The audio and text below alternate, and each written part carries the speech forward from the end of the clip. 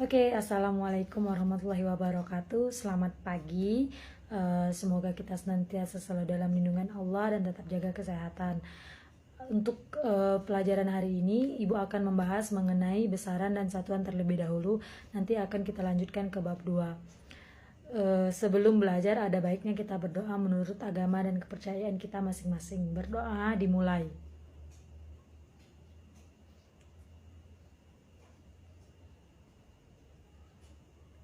Oke, berdoa selesai. Oke, pembahasan kita kali ini mengenai besaran dan satuan. Jadi, besaran itu dibedakan menjadi dua macam. Ada yang namanya besaran pokok dan yang kedua itu besaran turunan. Besaran pokok itu terbagi lagi. Ada panjang, ada massa, ada waktu, kuat arus, suhu, jumlah zat, intensitas cahaya, sudut bidang data, dan sudut bidang ruang. Untuk panjang itu satuannya meter, simbolnya M. Untuk massa itu satuannya kilogram, simbolnya kg.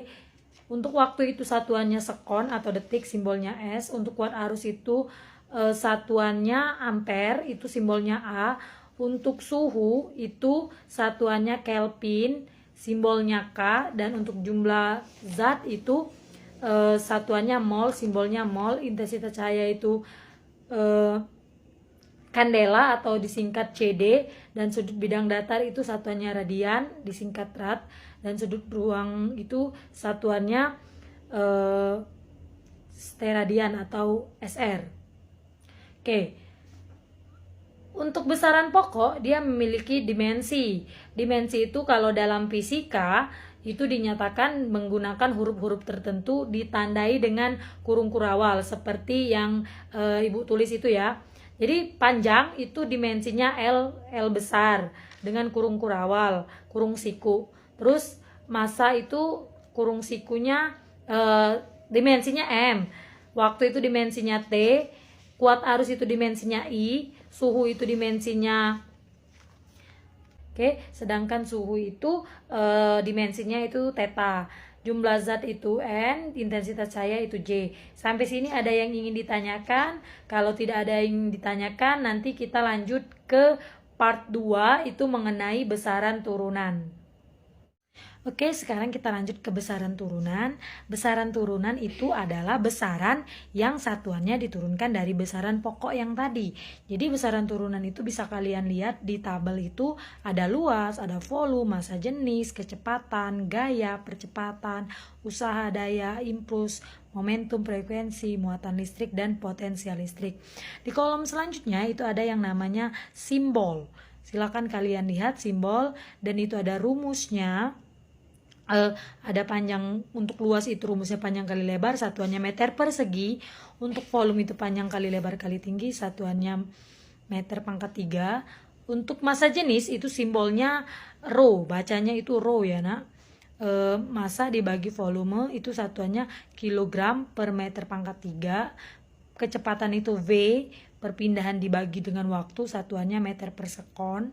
Percepatan itu A kecil ya, yang A kecil. Kalau yang A besar tadi itu untuk suhu ampere, untuk kuat arus ampere. Percepatan itu A, kecepatan dibagi waktu meter per sekon kuadrat, itu gaya. Itu bisa kalian lihat di tabel ini ya. Silakan kalian baca dan kalian pelajari. Oke, selanjutnya kita ke konversi satuan. Satuan itu adalah segala sesuatu yang kita gunakan sebagai pembanding dalam pengukuran. Seperti yang kalian bisa lihat di gambar ini, itu ada massa 1 ton itu sama dengan 1000 kilo. Saya rasa ini sudah kalian pelajari ya di SMP ataupun di SD mengenai konversi. Jadi ini hanya mengingatkan kembali. Untuk panjang itu 1 mil itu sama dengan 1609 km.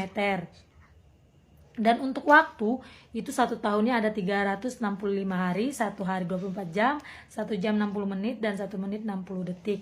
Saya rasa itu sudah kalian pelajari ya di SMP. Itu bisa kalian lihat, itu ada volume, ada luas, ada tekanan, ada daya. Oke, lanjut ya. Oke, lanjut. Di bawah ini adalah alat-alat ukur untuk panjang. Itu ada mistar, ada mikrometer skrup, ada rollmeter, ada juga jangka sorong yang nanti akan kita bahas satu persatu. Oke, ini adalah gambar-gambar neraca yang merupakan alat ukur massa. Ada neraca digital, neraca dua lengan, neraca Ohaus, neraca duduk, neraca langka, dan juga dacin. Kemudian selanjutnya itu ada alat ukur waktu, itu ada dua, ada jam, ada juga stopwatch. Dan yang terakhir itu untuk alat ukur listrik itu ada ampere meter, voltmeter, dan juga multimeter. Oke, kita lanjut ke selanjutnya. Oke, itu ada soal. Silakan kalian perhatikan, itu mengkonversi raksa dari satuan gram per kilogram meter per kubik. Kalian masih ingat tangga ini? Kalau dia naik ada yang dibagi, ada kalau dia turun ada yang dikali. Oke, lanjut. Gram ke kilogram itu naik 3 tangga, jadi dibagi 10, dibagi 1000, jadi itu 10 pangkat min 3. Sedangkan centimeter kubik ke meter kubik itu 2 tangga, jadi 10 pangkat min 6. Jadi diketahui 13,6 gram per centimeter kubik itu sama dengan, kalau kalian kurang jelas nanti lihat di tangga itu ya, tangga yang tadi ya. 13,6 dikali 10 pangkat min 3 dibagi 10 pangkat min 6 kilometer per meter pangkat 3. 13,6 itu 10 pangkat min 3 itu naik. Kalau naik itu jadi dikurang min 6. Nah, dikurang min 6. Jadi 13,6 dikali 10 pangkat 3 kilometer per meter kubik. 13,6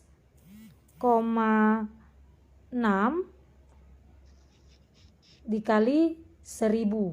10 pangkat 3 itu 1000 ya.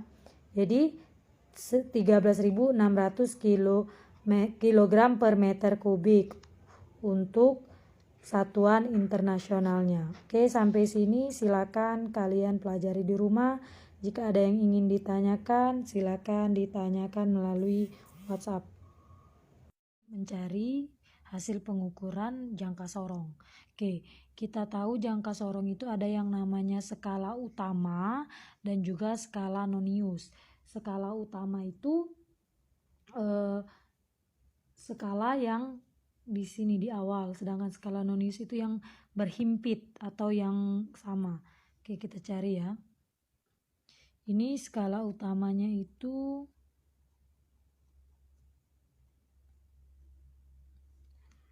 4, lihat sebelum angka 0, 1, 2, 3, 4,3 cm. Skala nonius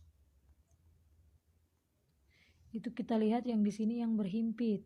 Kita lihat yang berhimpit ini ya. Ini sama.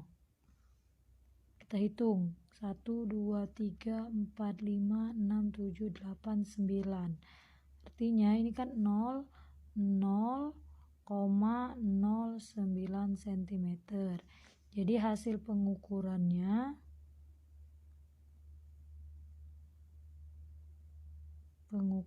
itu 4,39 cm.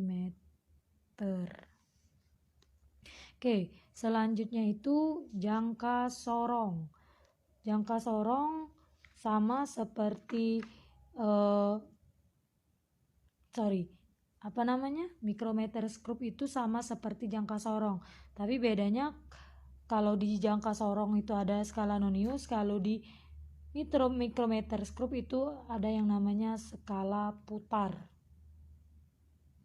Oke, skala utamanya skala utamanya kita lihat ini 4, ini kan 2, 2,5, 3, 3,5, 4, ini 4,5. Artinya 4,5 mm.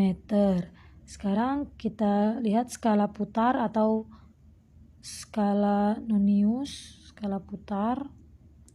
Itu kita lihat yang di sini, yang mendekati skala utama, yang hampir berhimpit dengan skala utama. Itu 25. Jadi 0,25. Jadi hasilnya itu 4,25 mm. Oke, selanjutnya itu mengenai angka penting, ya, angka penting. Jadi ada ketentuan, semua angka bukan 0 merupakan angka penting. Semua angka 0 yang terletak di antara dua angka bukan 0 merupakan angka penting. Seperti contoh ini, semua angka 0 di sebelah kanan angka bukan 0 merupakan angka penting.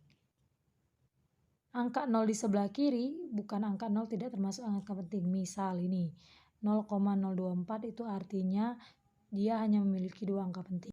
Oke, misal ini 34 berarti dia hanya ada dua angka penting. Dua angka penting. Ini 15,43 berarti dia ada 4 angka penting. Ini 34,06 karena nolnya itu terletak di antara dua angka bukan 0 yang merupakan angka penting, jadi dia dianggap angka penting. Jadi itu 4 angka penting. Ini nolnya di sebelah kiri, berarti nolnya itu bukan angka penting, jadi dia hanya mempunyai dua angka penting. Ini karena 0 terletak di sebelah kanan setelah angka penting, jadi dia angka penting. Jadi dia ada 5 angka penting.